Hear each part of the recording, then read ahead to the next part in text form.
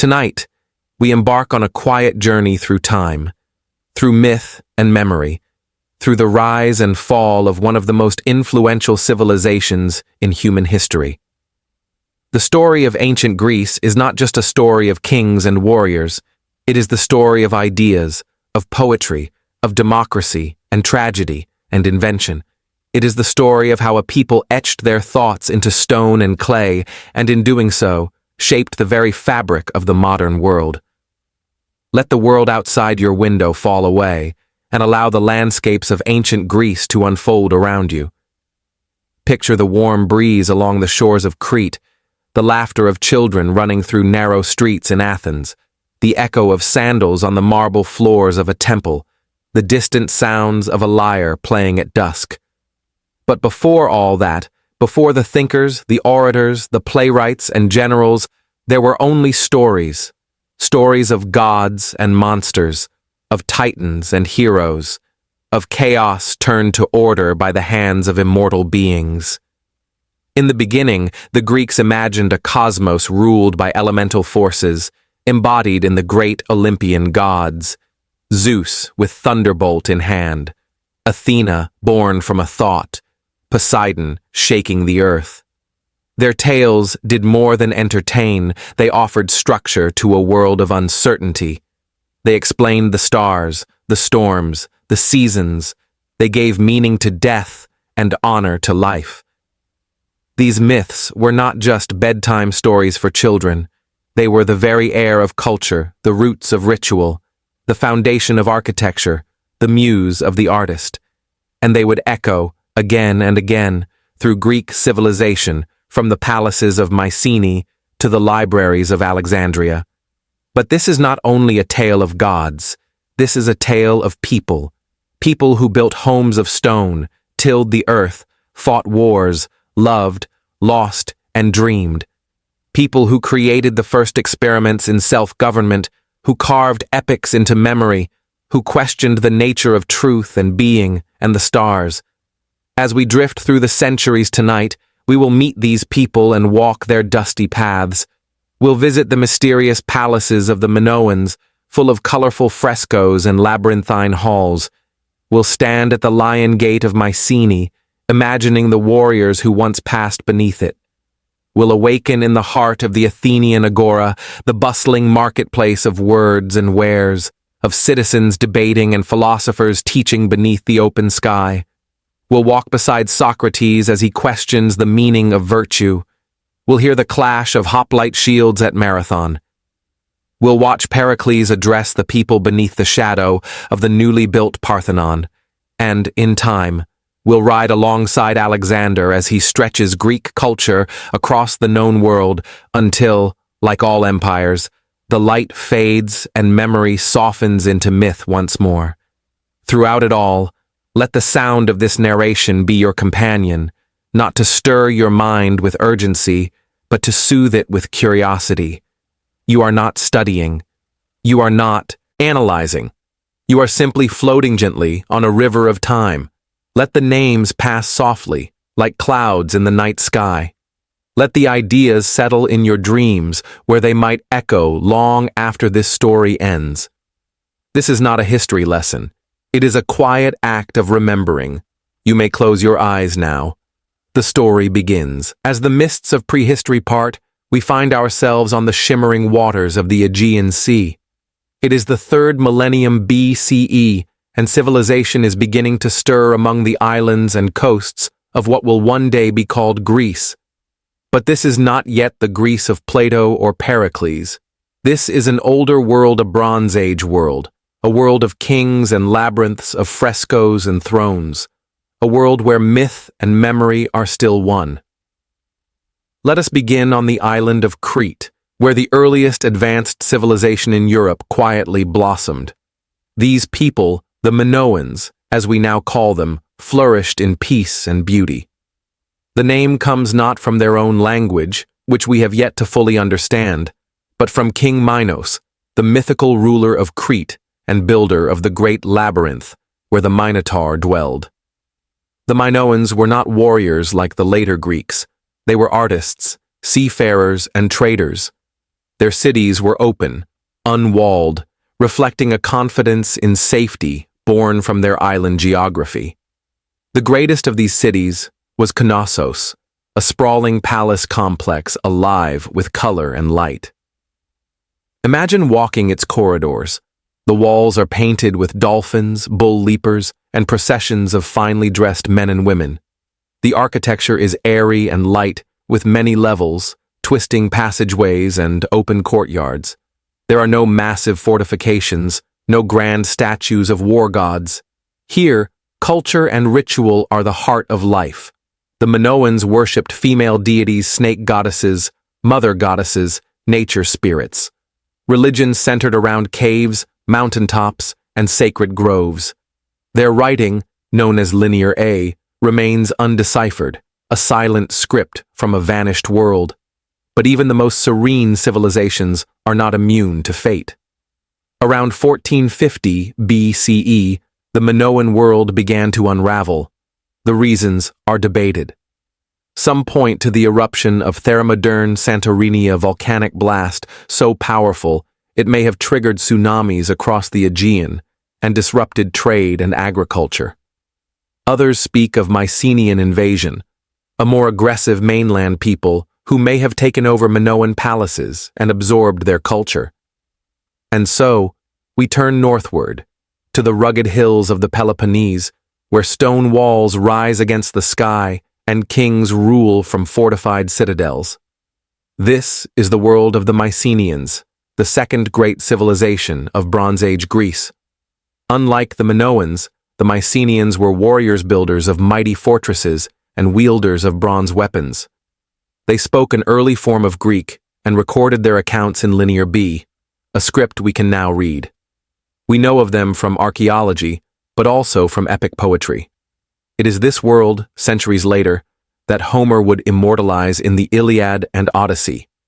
Picture Mycenae at its heights, massive walls known as Cyclopean, so grand that later Greeks believed giants had placed the stones. The entrance is the Lion Gate, flanked by two carved beasts that still stand today.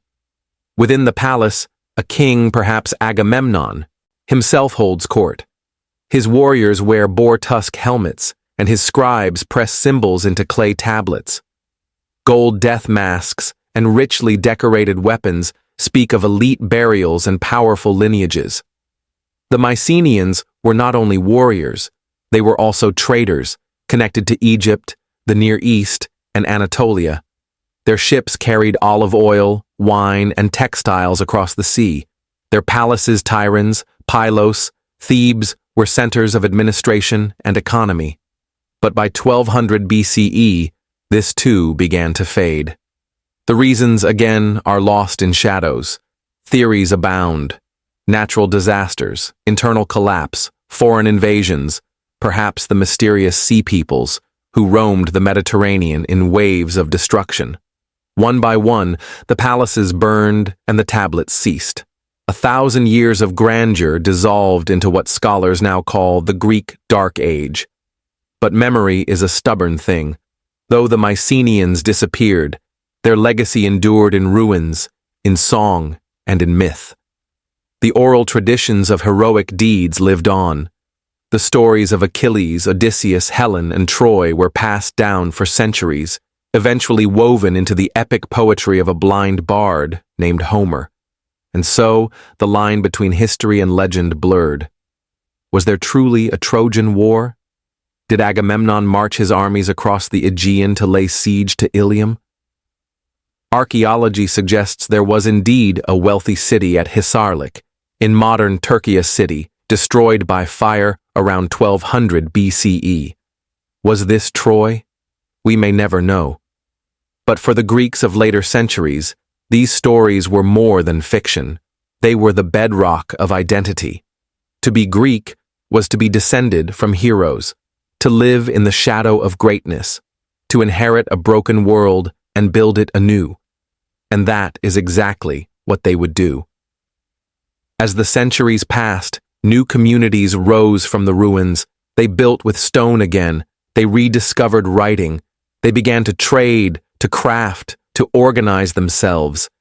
Out of the darkness, the polis was born. But that is a story for our next chapter. Before we leave this ancient world behind, let us reflect for a moment. Civilizations rise and fall, often without warning. The stones remain, the frescoes fade, the tablets turn to dust. But the spirit of a people, its stories, its symbols, its questions can echo across millennia. Tonight, the Minoans and Mycenaeans sleep beneath layers of earth and time. But in your dreams, they may still dance in palace courtyards, still sail across starlit seas, still speak to the gods in forgotten tongues. Let us drift onward, quietly, into the age of rebirth. As we drift forward through the centuries, the light of the Bronze Age fades behind us. The great palaces of Mycenae lie in ruin. The records of Linear B have vanished. Trade dwindles, and the threads connecting Greece to Egypt and the Near East unravel. This is the Greek Dark Aegean time of loss, of forgetting, and of quiet transformation. From roughly 1100 to 800 BCE, the Aegean world grows quieter. Settlements shrink. Monumental building ceases. The artistry of the past seems lost. For generations, the Greeks live in small, scattered communities. The scripts once used to record palace inventories are forgotten, and with them, a written record of history disappears into silence. But even in darkness, seeds are planted. In this stillness, new patterns begin to emerge. Slowly, villages form. People gather again in defensible locations on hills, near rivers, by the sea. From these modest settlements, something remarkable begins to stir. The Greeks begin to shape a new kind of society, one not built around palaces or kings, but around the polis.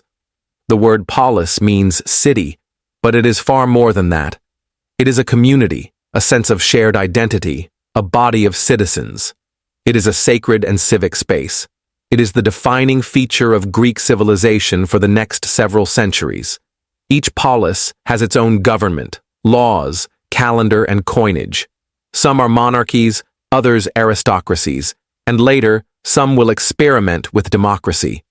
The most famous of these polis, Athens, Sparta, Corinth, Thebes will become household names. But in these early days, they are still growing, still taking form.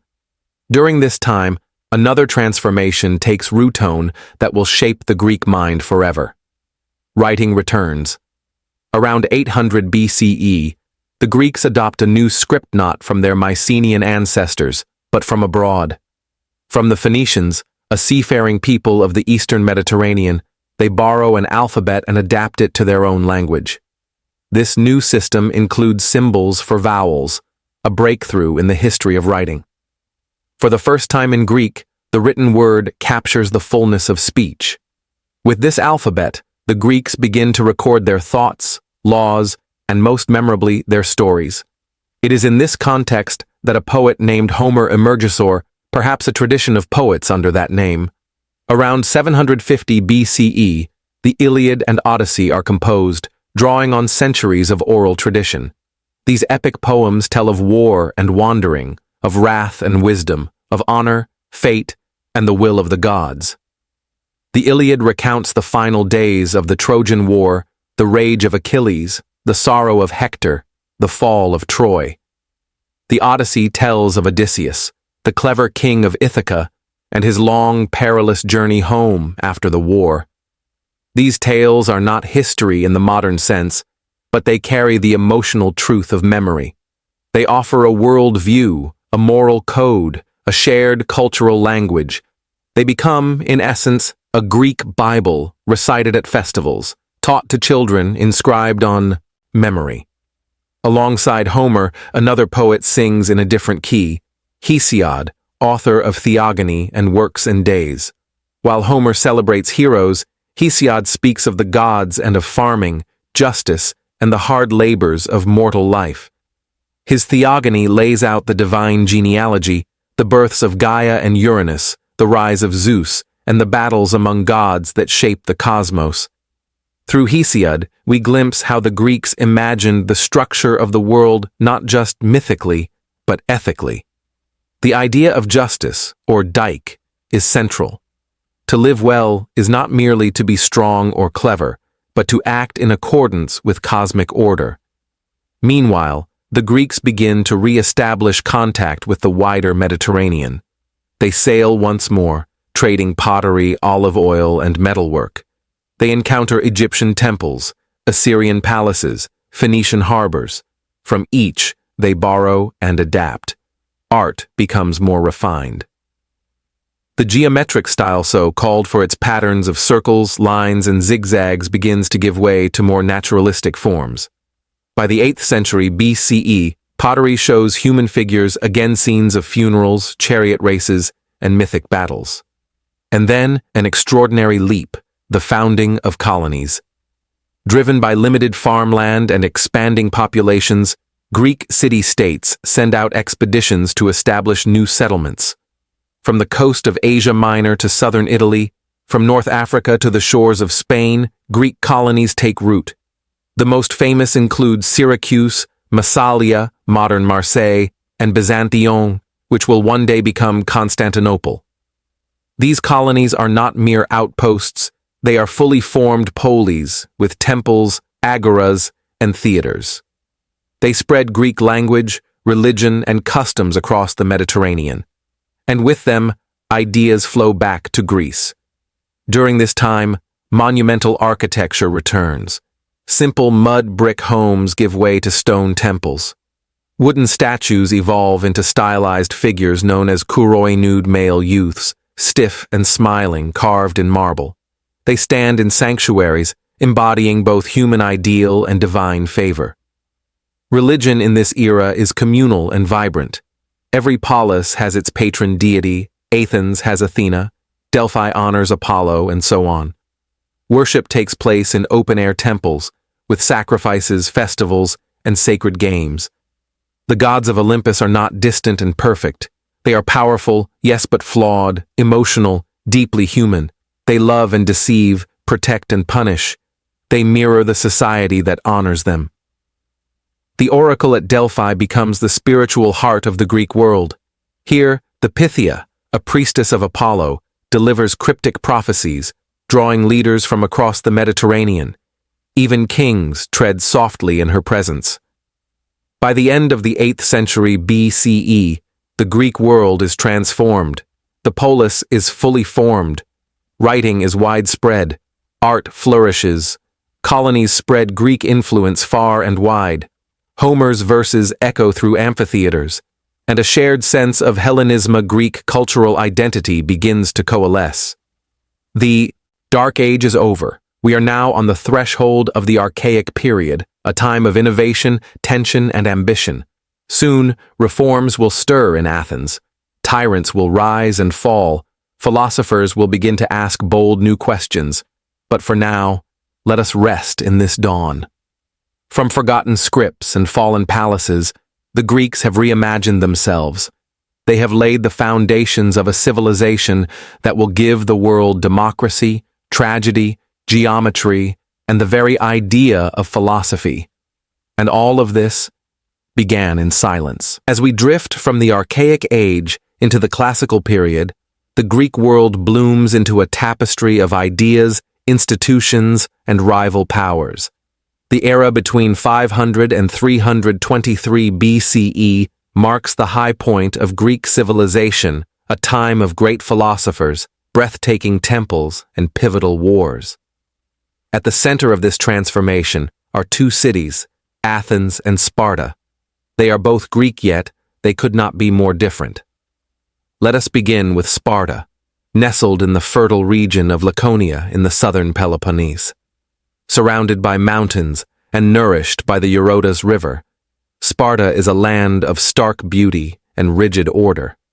Spartan society is built around a single, unyielding principle: discipline. From the age of 7, boys leave their families to enter the agoge, a harsh training system designed to create elite warriors. They learn to fight, endure pain, and speak with sharp wit in few words. Spartan girls, too, are trained in strength and fitness, encouraged to bear strong sons for the state. In Sparta, the individual is secondary. Loyalty to the polis comes first. There are no personal luxuries, no elaborate private homes. Wealth is frowned upon. Music and poetry are modest. Simplicity is sacred. At the top of this austere society are the Spartiates' full citizens and warriors. Below them are the perioikoi, free but non-citizen inhabitants who handle trade and craftsmanship. At the very bottom are the Helotsan enslaved population bound to the land, conquered centuries earlier. The Helots vastly outnumber the Spartans, and maintaining control over them is a constant concern. Sparta is ruled by a dual monarchy, two kings from separate royal families, balanced by a council of elders, and 5 annually elected ephors. The system is designed for stability, tradition, and internal unity. Sparta does not build empires. It avoids overseas colonies. It does not embrace change. Yet in its stillness, it becomes a powerful force respected and feared by all of Greece.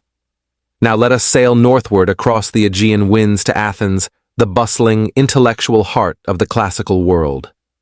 Athens, located in the region of Attica, is a city of hills, olive groves, and sacred spaces.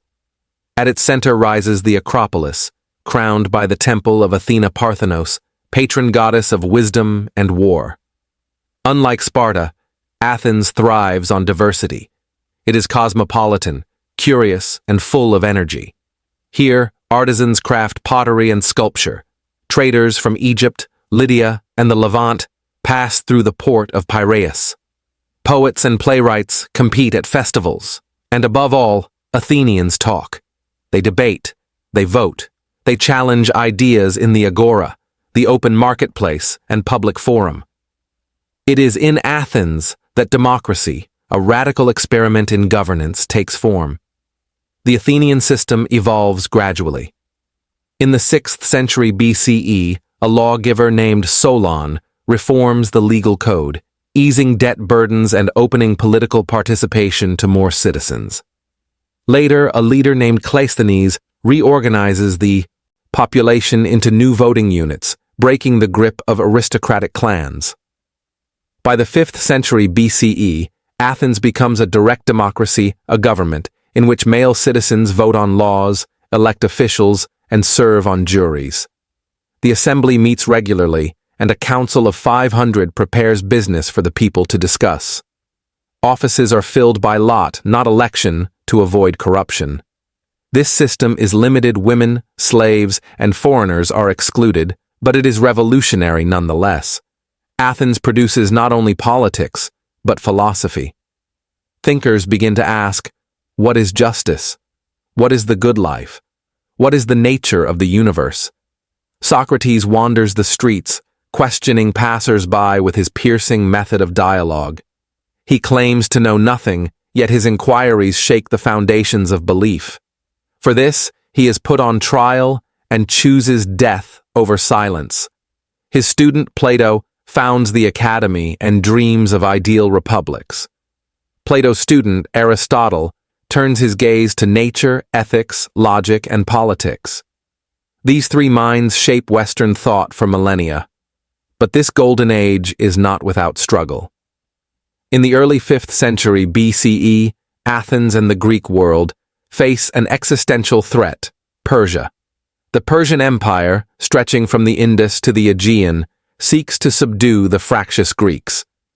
In 490 BCE, King Darius I sends a fleet to punish Athens for supporting a revolt in Ionia.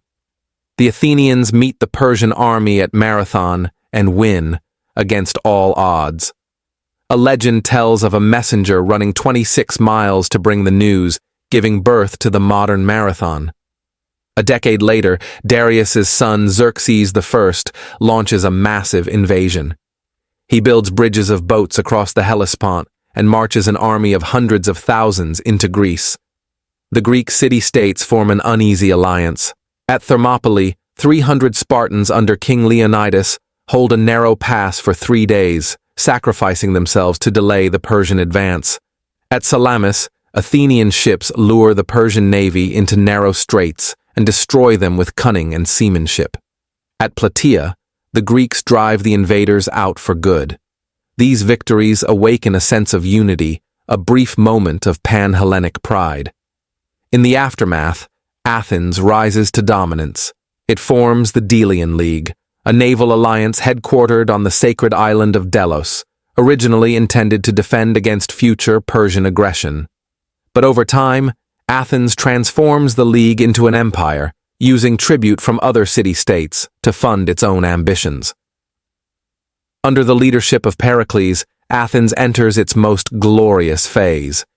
He beautifies the city with temples, statues, and theaters. He strengthens democracy. He brings artists, philosophers, and playwrights to the fore. It is during this time that drama reaches its height. At festivals honoring Dionysus, playwrights present tragedies that explore fate, guilt, and divine justice. Aeschylus, Sophocles, and Euripides stage works that still resonate today. Comedies by Aristophanes mock politicians, philosophers, and even the gods. Architecture soars to new heights. The Parthenon, built under Pericles, becomes the crowning jewel of classical style, a temple of white marble, perfectly proportioned, glowing in the Athenian sun. Yet Athens' power breeds resentment. Sparta and its allies fear Athenian expansion. The two cities, so different in spirit, become locked in a bitter, decades-long struggle known as the Peloponnesian War. This war, from 431 to 404 BCE, tears the Greek world apart. Sparta dominates on land. Athens rules the seas. But plague, betrayal, and exhaustion wear Athens down. In 404 BCE, Athens surrenders. Its walls are torn down. Its democracy is suspended. Sparta stands victorious, but hollow. The classical period is wounded, but not ended. In the ashes of war, new voices rise. Socrates and Demosthenes debate the future. Philosophy turns inward, grappling with ethics and meaning. Artists continue to create. Temples are still built. The human spirit endures. And even as Greek city-states decline in unity, their culture spreads farther than ever before. A new power is rising to the North Macedon. But that is a tale for another chapter. For now, let us pause. Athens and Sparta, so different, so iconic, Ave shaped the very texture of Western civilization. One, a city of reason and rhetoric. The other, a state of strength and silence.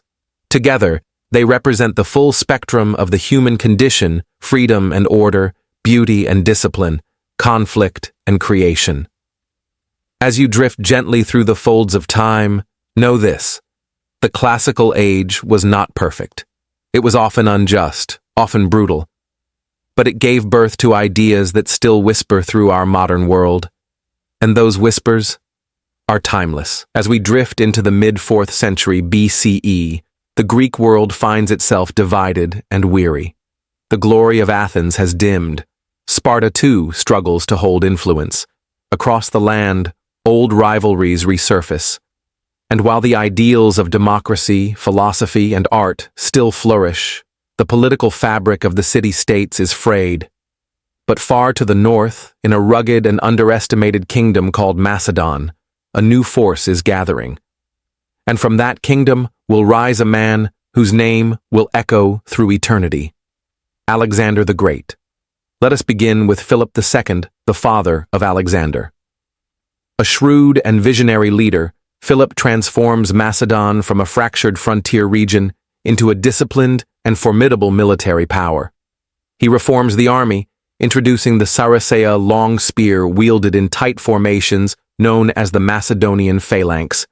He centralizes authority, expands infrastructure, and brings Greek scholars and architects to his court.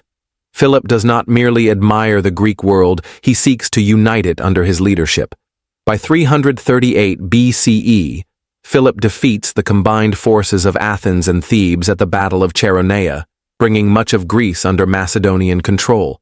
He forms the League of Corinth, positioning himself as hegemon and planning an ambitious campaign, a united Greek invasion of the Persian Empire. But before he can fulfill that dream, Philip is assassinated, struck down at a theater in Aegean. His son, just 20 years old, now inherits both the throne and the vision. And so begins the meteoric rise of Alexander III of Macedon. Alexander is no ordinary king. He is a student of Aristotle, a descendant of heroes, and a man with unshakable belief in his destiny. With a small but elite army, he sets out in 334 BCE to cross the Hellespont, stepping into Asia Minor as Achilles once did his role model and spiritual guide. He carries with him a copy of the Iliad, annotated by Aristotle himself. But unlike Achilles, Alexander fights not just for glory, but for empire. His first major battle, at Granicus River, tests the mettle of his forces, and they triumph. He proceeds through the western reaches of the Persian Empire, liberating Greek cities from Persian control. At Issus, he defeats the Persian king Darius III in a narrow mountain pass. The victory is staggering. Darius flees, leaving behind his family. In every conquered land, Alexander shows both power and magnanimity. He reinstates local rulers who pledge loyalty. He honors local gods. He wears Persian dress. His aim is not simply conquest, it is fusion. In 332 BCE, he marches into Egypt, where he is welcomed as a liberator. There, near the Nile Delta, he founds Alexandria city that will become a beacon of learning and culture.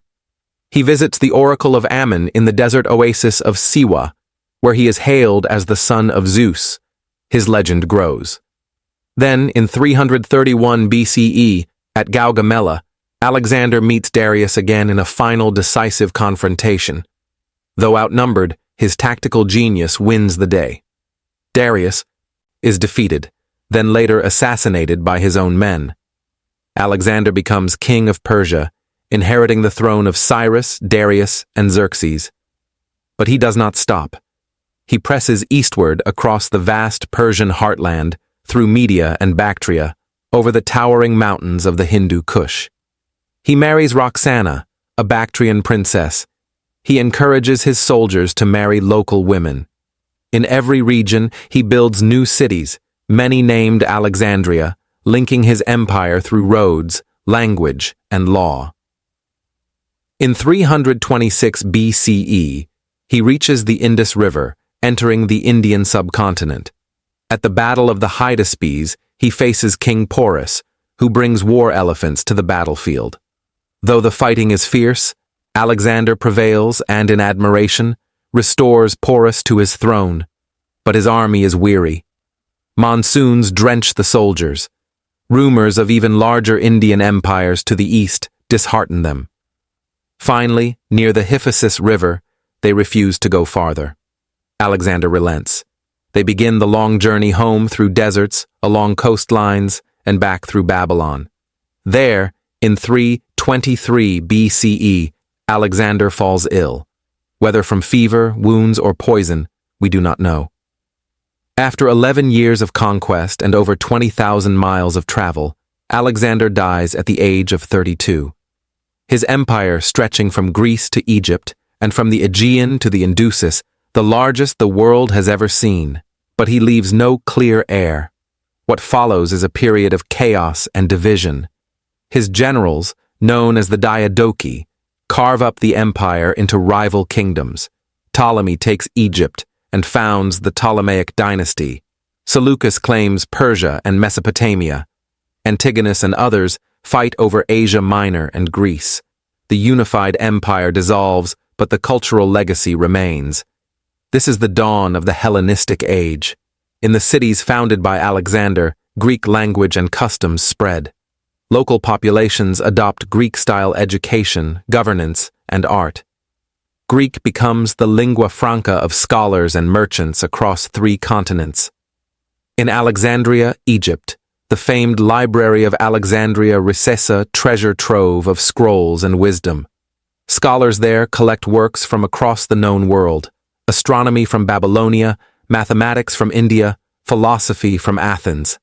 Figures like Euclid, the father of geometry, and Archimedes, the inventor and physicist, revolutionize science. The Museum, a research institute and sanctuary of the Muses, nurtures innovation.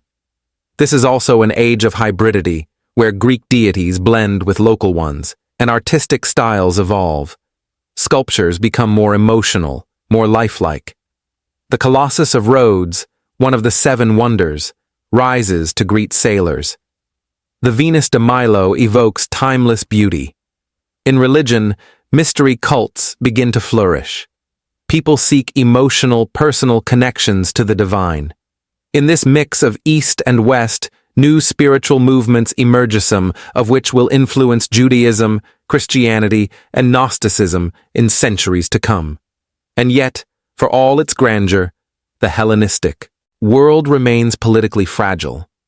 The Greek city-states have lost their independence. They are now pawns in the hands of larger kingdoms, Macedonia, Egypt, and the Seleucid Empire. Local democracies give way to monarchies. Power becomes more centralized, though the ideals of philosophy and inquiry persist. One thinker who thrives in this new world is Epicurus, who teaches that the good life is one of tranquility and the absence of pain. Another is Zeno, founder of Stoicism, who teaches virtue, resilience, and harmony with nature. These philosophies offer calm amidst uncertainty, perfect companions for sleep, even now. As we drift near the end of this chapter, we find ourselves looking backward and forward at once. Backward, to the age of Homer, the rise of Athens, the valor of Leonidas, and the vision of Pericles. Forward, to the next great empire on the horizon, Rome. For in the coming centuries, Rome will absorb, adapt, and amplify the legacy of Greece. Roman generals will read Greek philosophy. Roman poets will write in the shadow of Homer. Roman temples will echo the columns of the Parthenon. The body of empire may be Roman, but the soul will remain profoundly Greek. So now, dear listener, let the clashing of swords fade. Let the marble columns cool in the moonlight. Let Alexander's footsteps fade into desert winds and mountain passes. You are floating now, through the Hellenistic age, through learning and legacy, through memory and myth. And the echoes of Greece? They are not fading. They are only beginning to ripple across the centuries. As the dust of empire settles and the cities of Greece glow beneath a timeless sky, we turn now from kings and conquests to ideas. This chapter is not about battles, but about thought, the invisible threads that bind humanity across time. Ancient Greece, for all its complexity, was a civilization built not only of stone and bronze, but of language, observation, and reflection. And in this quieter space, we explore how Greece shaped the very foundations of the Western world. Let us begin with philosophy, a Greek word, philosophia, meaning love of wisdom. It is more than academic pursuit. It is a way of life. We meet Socrates, walking barefoot through the streets of Athens, questioning merchants and politicians. He teaches not by lecture but by dialogue, always probing, what is justice? What is virtue? His method, the Socratic method, lives on today in classrooms, courtrooms, and quiet self-examination. Socrates leaves behind no writings, but his student Plato captures his spirit. In the Republic, Plato imagines an ideal society ruled by philosopher kings, those who love wisdom above power. He describes a world of forms, eternal truths beyond the physical realm. And then comes Aristotle, Plato's student, but also his challenger. He is grounded in the tangible, the observable. In lush groves outside Athens, Aristotle categorizes plants, animals, and politics. He invents logic, studies ethics, and theorizes about the cosmos. He is perhaps the first to suggest that all knowledge can be organized, compared, and reasoned through a foundation for modern science. Even today, their names, Socrates, Plato, Aristotle, form a kind of philosophical trinity. Their ideas ripple through history, influencing Christianity, the Renaissance, the Enlightenment, and beyond. And yet, philosophy was not confined to classrooms. It found its way into daily life. In the bustling agora, ideas moved like currency. In gymnasia, athletes and thinkers coexisted. In symposia ritualized drinking parties, people recited poetry and pondered the stars. Speaking of stars, let us lift our gaze upward, as the Greeks so often did. The night sky, in Greek thought, is not simply a ceiling, it is a map, a clock, a divine manuscript. Greek astronomers such as Anaximander, Hipparchus, and Aristarchus begin to chart the heavens. Aristarchus, centuries ahead of his time, proposes that the Earth orbits the Sun. Though his idea is rejected, it plants a seed that will one day blossom in the mind of Copernicus. Eratosthenes, the librarian of Alexandria, calculates the circumference of the Earth with astonishing accuracy, using only shadows and geometry. Ptolemy, writing centuries later, compiles ancient observations into the Almagest, a work that will guide astronomy for over 1,000 years. But science, too, is grounded in the physical world. In medicine, Hippocrates shifts understanding from divine punishment to natural causes. He promotes observation, diagnosis, and ethical practice. Even now, physicians take the Hippocratic Oath, a quiet echo of his wisdom. In mathematics, Euclid writes The Elements, laying the foundation of geometry. Archimedes, a mathematician and inventor, discovers principles of buoyancy and levers. It is said he could move the world, if only given a place to stand. These thinkers do not merely seek utility, they seek beauty in numbers, harmony in nature, and balance in form. Which brings us to the arts. In sculpture, the Greeks move from stiffness to grace. The rigid Kouros statues of early archaic times evolve into the naturalism of the classical period. Look at the Discobolus, frozen mid-throw, or the Aphrodite of Knidos, serene and sensual. These forms celebrate the human body, not just as flesh, but as an embodiment of harmony. In architecture, the Greeks craft temples that reflect order and proportion. The Doric, Ionic, and Corinthian orders, each with their unique columns, symbolize strength, elegance, and ornamentation. The Parthenon, dedicated to Athena, rises above Athens like a crown. Its columns subtly curve to correct optical illusions. Its friezes tell stories in marble of gods, heroes, and festivals. Even in ruins, these structures radiate a calm majesty. And then there is theater. It begins in honor of Dionysus, the god of wine and ecstasy. In great stone amphitheaters, thousands gather to watch dramas that are both communal ritual and profound exploration. Aeschylus, Sophocles, and Euripides write tragedies that delve into fate, pride, and loss. Oedipus Rex warns of the blindness of certainty. Medea exposes the fury of betrayal. Aristophanes, master of comedy, mocks politicians and philosophers alike. In The Clouds, he pokes fun at Socrates. In Lysistrata, he imagines women ending war through a bold and humorous strike. These plays are not mere entertainment, they are civic mirrors. They ask hard questions. They offer catharsis, a word the Greeks themselves gave us. Language, too, is a legacy. The Greek alphabet, adapted from Phoenician script, introduces vowels, making written language more expressive and accessible. Through it, we receive not only laws and ledgers, but epic poetry, philosophy, and sacred texts. Greek becomes the language of the New Testament, of early Christian theology, of science and scholarship for centuries. It is a bridge from Homer to Plato, from Alexander to Byzantium, from antiquity to the modern mind. Even democracy, though flawed and limited in its original form, leaves behind principles that will inspire revolutions. The idea that citizens have a voice, that law should be reasoned, that debate is a path to truth. These ideas endure. They endure in town halls and university lectures, in courthouses and cafes. They endure in quiet moments when we ponder our place in the cosmos or weigh what is right over what is easy. So, what is the legacy of Greece? It is not a single invention or discovery. It is a spirit, a reverence for inquiry, for form, for truth.